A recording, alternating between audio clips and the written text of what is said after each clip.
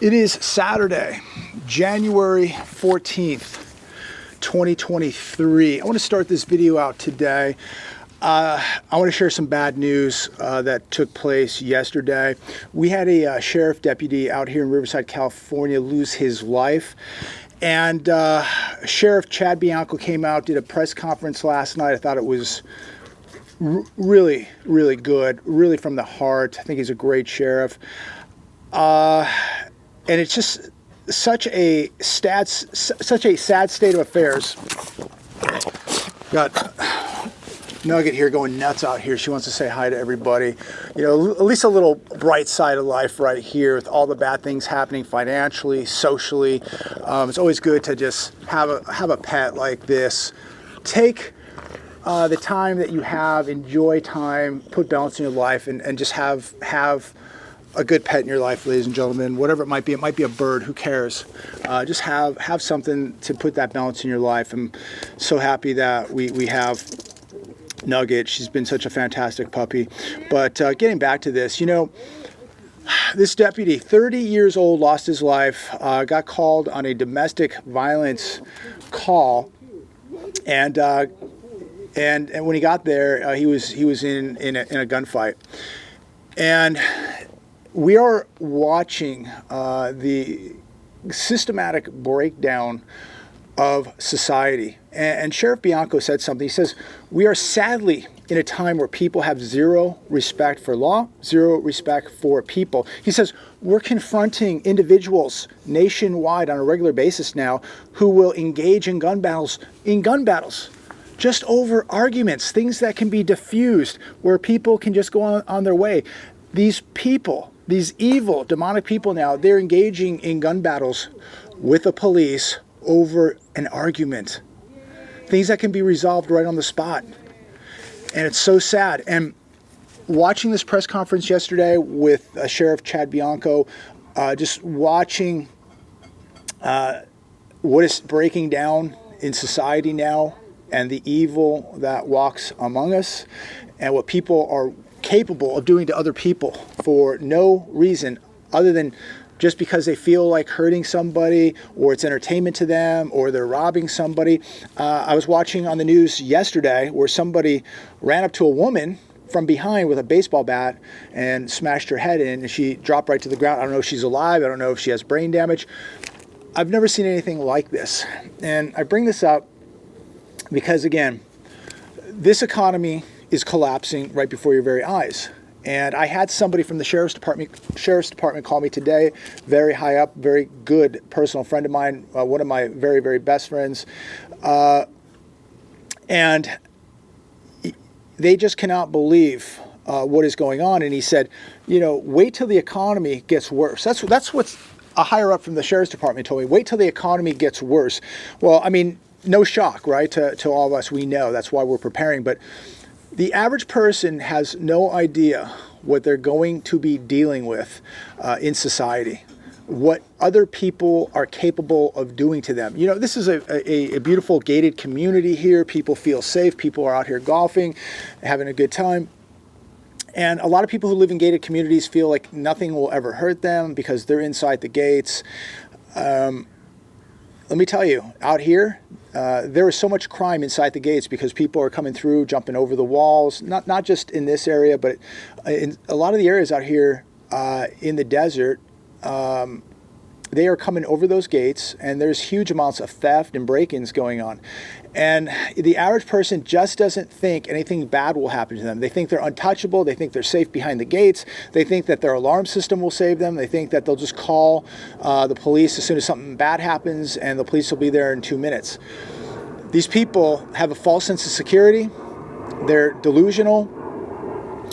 And my fear is, as we're watching stores locking up meat, stores in New York locking up food, where does this all go 6 months, 12 months, 2 years from now? What does this look like? Are we going to be living in a Mad Max society? I hope not, but it is starting to really look like a Mad Max society daily now.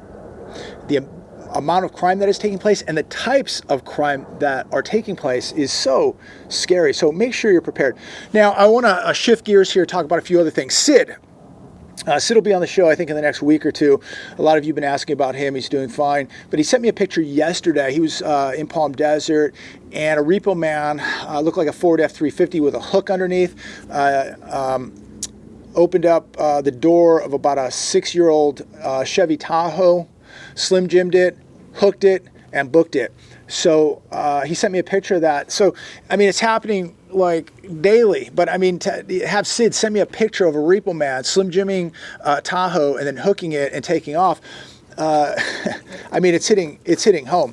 And, I mean, that's a vehicle that's 6 years old, and they came and repoed it. So, I mean, the guy probably paid way too much for it, and it's just another example of what's happening. And you know, we have so many people, a majority of this country, living paycheck to paycheck, and you know, here's more concerning information. We have 65% of this country now living paycheck to paycheck.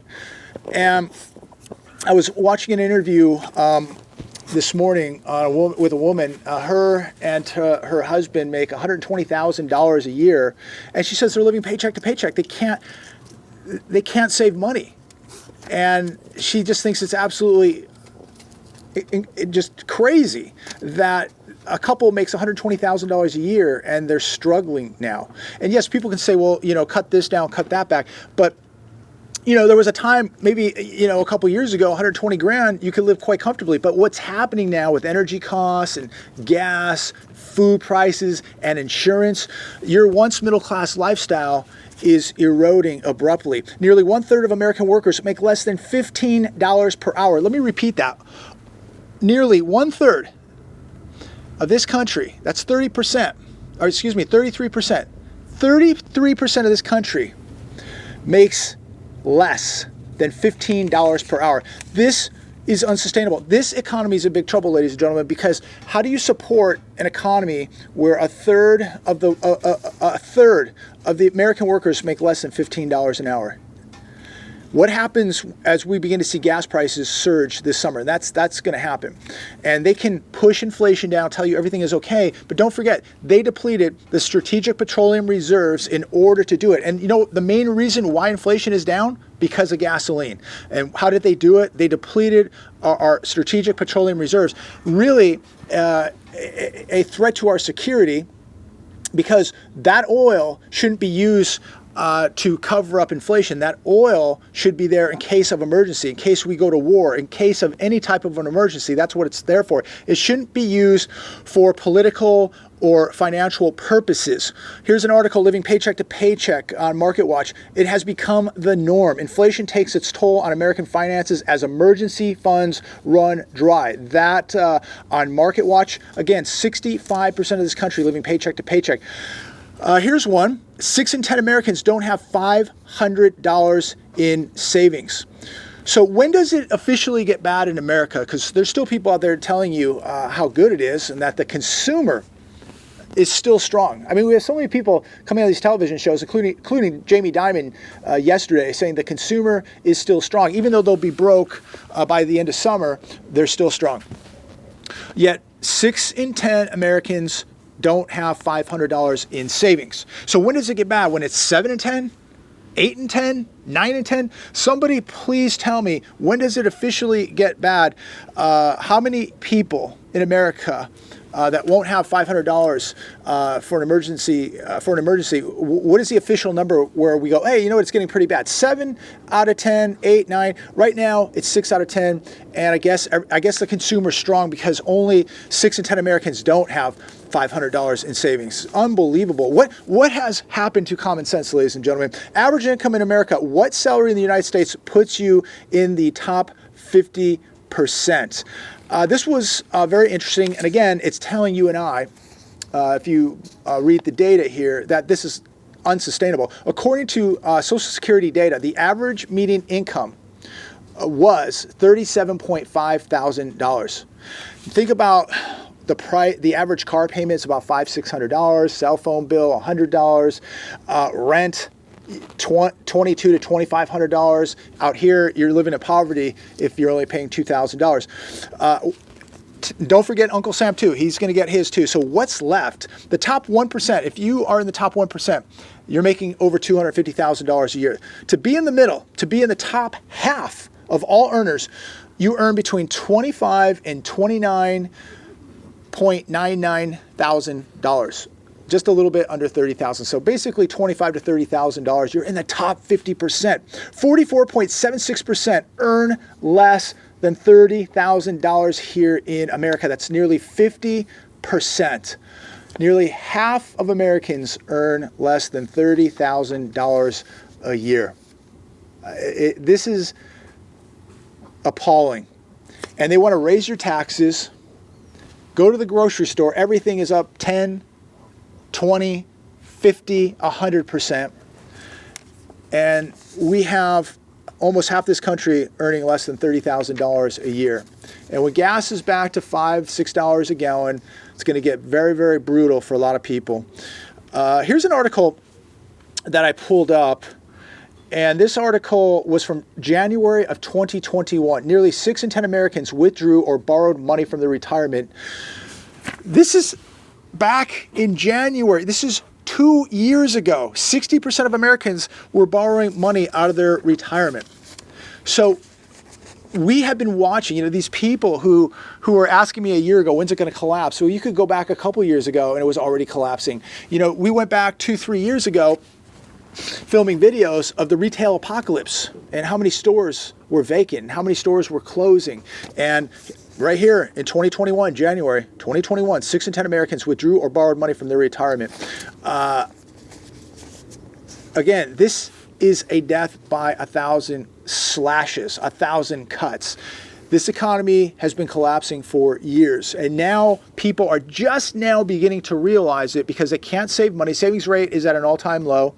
People have run through their savings. They're running through their retirements, running through their 401ks, and they're beginning to realize that once the credit cards go, they have no plan. And this is really extremely, very dangerous for this country, because going right back to where we began this video, when people begin to lose everything, they lose money, retirement, homes, they begin to feel like they're going to lose their future. They're going to lose their minds. They're going to lose their minds. Just imagine the brutality we're going to see because of what is happening in this economy. A lot of this is going to be the result of the economy. We're going to see a lot more crime, a lot more violence, a lot more domestic disputes, a lot more alcoholism, more drug use, more suicide.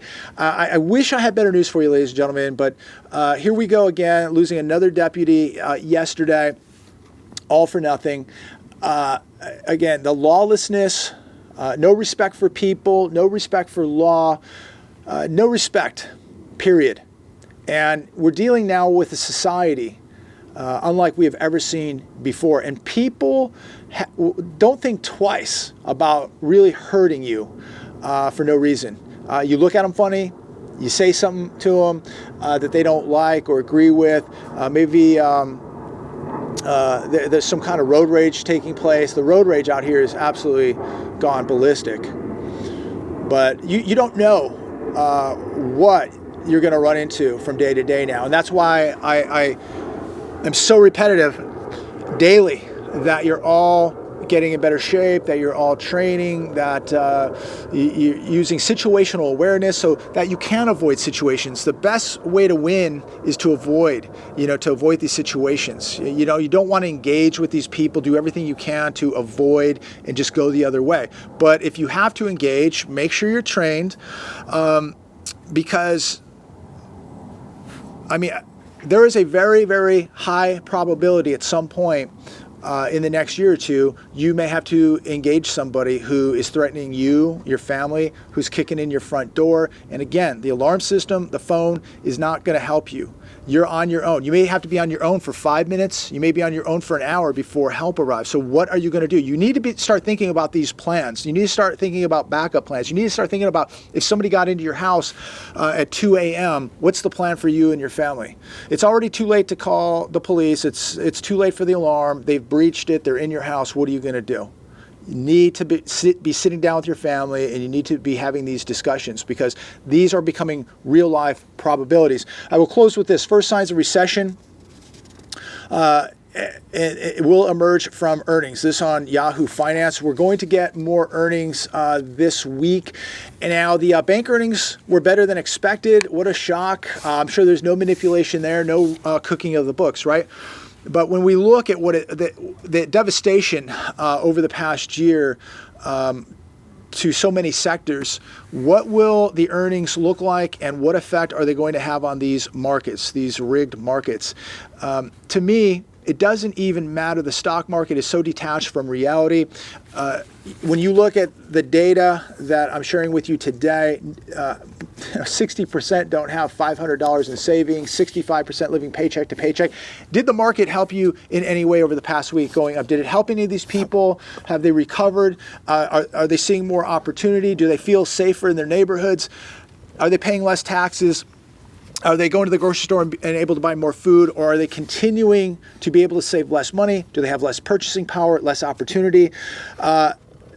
Who cares now at this point what's going to happen in the stock market? What we all should care about is what is going to happen to the U.S. economy. That's going to be the most important thing. What's going to happen to opportunity? What's going to happen to your purchasing power?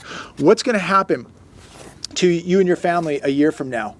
What's going to happen to society if it keeps breaking down like this? What does this all look like 12 months from now? What's it look like 6 months from now?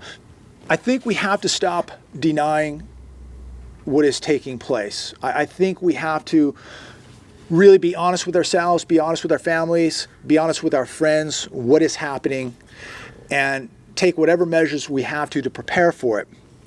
I do believe that things can get better, but they're not going to get better for a very, very long time. And I think things must get much worse before they can get better. I do believe the economy must crash. I believe the markets must crash. I believe the housing market must crash. I believe we're going to see multiple crashes, and we have to shake out all the dead branches, ladies and gentlemen, off the tree here. We have too many zombie companies, too many companies that were allowed to exist with easy, free money. We've had bubbles produced by the Fed buying mortgage-backed securities and keeping rates too low. And we've had too much FOMO in the stock market, in housing. And it all has to crash so we can get back to what the true valuations are of certain assets.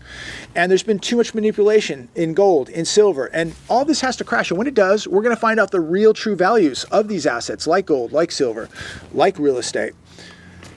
And people need to have real purchasing power, and they need real jobs. So things are going to have to really get much worse and shake out before they can get better. And in order to get better, we're going to have to start producing and manufacturing in America. There's no way around it. We cannot be a debtor nation, a service sector economy based on consumption, where 70% of our GDP is based on consumption, where people are spending money they don't have. This is a dead-end road, ladies and gentlemen. It will not sustain itself. No country can sustain itself unless it can manufacture and produce, and we're not doing that. And we are the biggest debtor nation on planet Earth. So think about that. Take this information, do what you want with it, do your own due diligence, do your own homework. But I see big trouble ahead, big trouble. And my advice today is prepare the best that you can. Do anything and everything you can in your power to prepare. God bless.